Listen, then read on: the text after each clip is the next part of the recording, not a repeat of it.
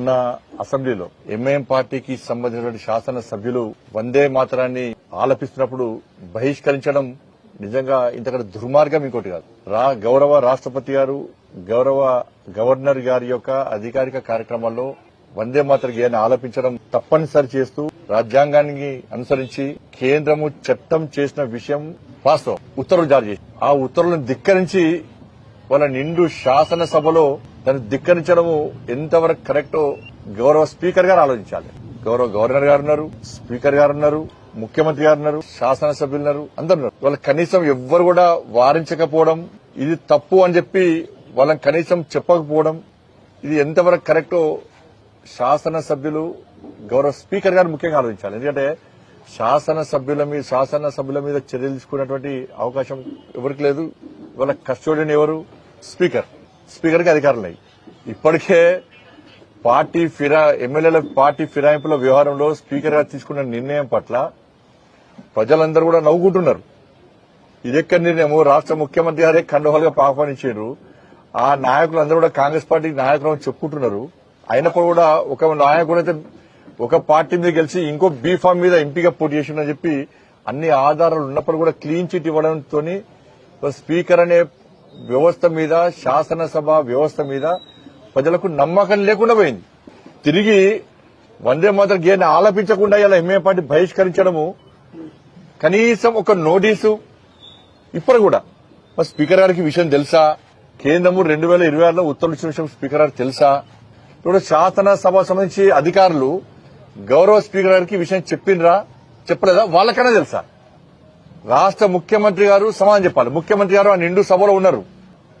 మరి ముఖ్యమంత్రి గారు ఎంఐఎం పార్టీ యొక్క వ్యవహార శైలిని సమర్థిస్తున్నారా, వ్యతిరేకిస్తున్నారా?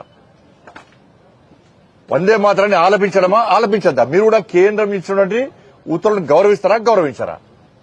ఇది భారతీయ జనతా పార్టీకి సంబంధించినటువంటి విషయం కాదు. ఇది ఈ దేశంలో ఉండాలంటే వందే మాతరాన్ని ఆలపించాల్సిందే. ఈ దేశ పౌరులను భావిస్తే నిజంగా మేము ఇట్లా ప్రభుత్వంలో ఉండదు ఉంటే నెక్స్ట్ అధికారానికి వచ్చేది మేమే. ఎంఐఎం పార్టీ మెడల్ వంచి, గల్లబట్టి మెడల్ వంచి ఇలా వందే మాతర గీతాన్ని పక్క ఆలపించే విధంగా తప్పకుండా చర్యలు తీసుకుంటాం. మేము తెలంగాణ రాష్ట్రంలో ఉన్నటువంటి భారతీయ పౌరులను భావించే ప్రతి వ్యక్తి రాజకీయాలకు అతీతంగా వందే మాతర గీతాన్ని ఆలపించే విధంగా మేము పక్కా చర్యలు తీసుకుంటాం. ఎవడైతే వందే మాతర గీతాన్ని వ్యతిరేకిస్తారో వాడిని లోపడేసి, కటకట లోపడేసి భారతీయత ఏందో, భారతీయత గొప్పతనం ఏందో, భారతీయత దమ్మేందో వాళ్ళు చూపడతాం. మేము మెడలు వంచి బెదిరించి వాళ్ళు ఏం చేయాలో అది చేసి ఇది దమ్మున్నటువంటి పార్టీ, దమ్మున్న ప్రభుత్వం చేసేటువంటి చర్యలు ఇవి. కానీ ఓటు బ్యాంక్ రాజకీయాలకు కకుర్తిపడి ఎంఐఎం పార్టీకి అడుగులో మడుగులో వాళ్ళ మోచేతి నీళ్లు దాక్కుంటూ కేంద్రం ఇచ్చినటువంటి ఉత్తర్వులను ధిక్కరించినా కూడా రాష్ట్ర ముఖ్యమంత్రి గారు, గౌరవ స్పీకర్ గారు స్పందించకపోవడం ఇంతకంటే సిగ్గుచేటి కూడా కాదు. దీన్ని ముఖ్యమంత్రి గారు చెప్పాలి, సమాధానం చెప్పాలి. ఎందుకు సమర్థిస్తారు? ఏ విధంగా సమర్థిస్తారు? స్పీకర్ గారు మీ వ్యవహార శైలి ఏంది? రాష్ట్ర ప్రభుత్వము, కాంగ్రెస్ పార్టీ చెప్పిన విషయాలను పట్టించుకోవడం, దానికి అనుగుణంగా వివరించడం కాదు. శాసనసభ వ్యవస్థను కాపాడాల్సిన బాధ్యత మీ మీద ఉంది.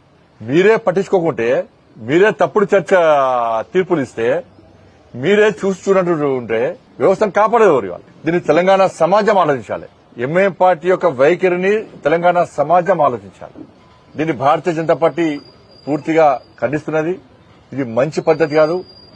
ఎంఐఎం పార్టీకి జీఎస్ఎంసీ ఎన్నికల్లో ఇలా భారతీయ జనతా పార్టీ ఇదే విషయాన్ని ఇలా భాగ్యనగర్ ప్రజలకు చెప్పబోతున్నది. వాళ్ళ ఎంఐఎం పార్టీ దేశద్రోహ చర్యలకు ఈ విధంగా ఉంది. ఏదో అప్పుడప్పుడు వచ్చి అసదుద్దీన్ ఓవైసీ వచ్చి పాకిస్తాన్ మీద మాట్లాడి, బంగ్లాదేశ్ మీద మాట్లాడి, ఏదో మాట్లాడి నేను దేశభక్తుణ్ణి అని చెప్పి చెప్పుకునే ప్రయత్నం చేస్తే సమాజం గుర్తించదని. నీ కాలేజీలనే దేశద్రోహంలో పెట్టుకున్నావు. టెర్రరిస్టు ఉగ్రవాదం మూలాలే నువ్వు నడిపే కాలేజీలో ఉన్నది, నీ విద్యా సంస్థలు ఉన్నాయి.